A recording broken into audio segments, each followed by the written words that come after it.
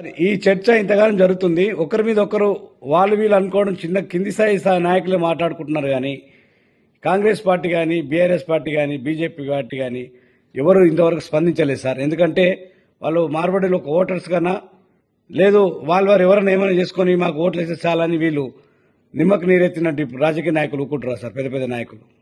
అంటే ఇప్పుడు ఇది మార్వాడీలు గోబ్యాక్ అనేది ఇప్పుడు ప్రాథమిక దశలో ఉంది కాబట్టి ఒక బీజేపీ ఒకటే స్పందించింది. ఏమని అంటే రాజ్యాంగం ప్రకారం ఎవరైనా ఎక్కడైనా వ్యాపారాలు చేసుకోవచ్చు, ఉద్యోగాలు చేసుకోవచ్చు, తను నచ్చిన పనికి చేసుకోవచ్చు అనేది వాళ్ళు ఏది ఒక న్యాయబద్ధంగా ఉన్నట్టుగా వాళ్ళు మాట్లాడుతున్నారు. కానీ మిగతా పార్టీలు కాంగ్రెస్ కానీ బీఆర్ఎస్ కానీ దీని ఎడల ఇంకా స్పందించలేదు. అంటే ఏంది, బీజేపీ జాతీయ స్థాయిలో వాళ్లకు అన్ని రాష్ట్రాల్లో బనియాలు ఉన్నారు, మార్వాడీలు ఉన్నారు, అగర్వాళ్ళు ఉన్నారు.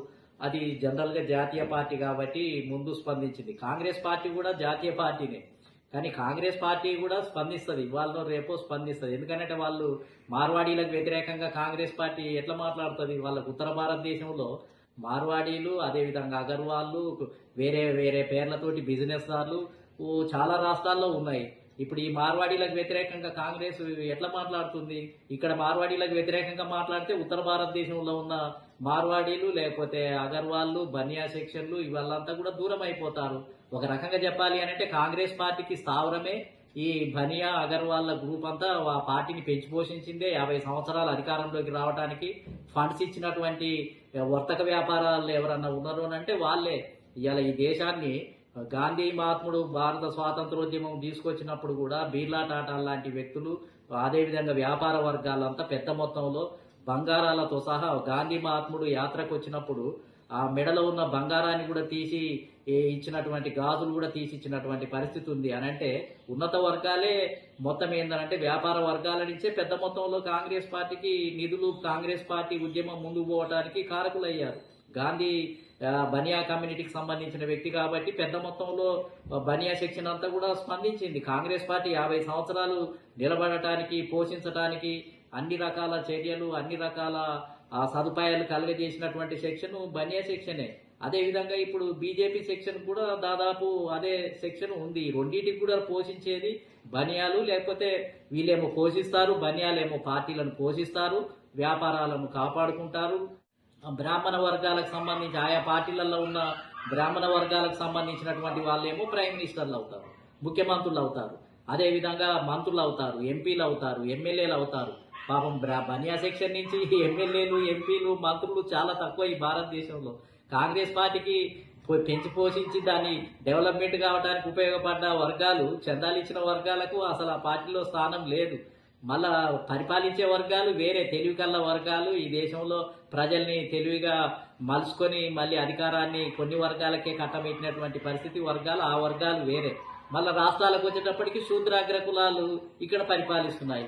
ఈ శూద్రాగ్ర కులాలకు కూడా ఇక్కడ ఉన్నటువంటి వ్యాపారులతోటి సంబంధమే. కాంగ్రెస్ పార్టీకి ఇక్కడ ఉన్న ధనికులతోటి, వ్యాపారస్తులతోటి సంబంధమే. ఎప్పుడు మళ్ళీ నిధులు కానీ వాళ్ళను ఉపయోగించడానికి కానీ ఇక్కడ ఉన్నటువంటి పారిశ్రామికవేత్తలను ఎన్నికల సమయంలో అన్ని పార్టీలు ఉపయోగించుకుంటాయి.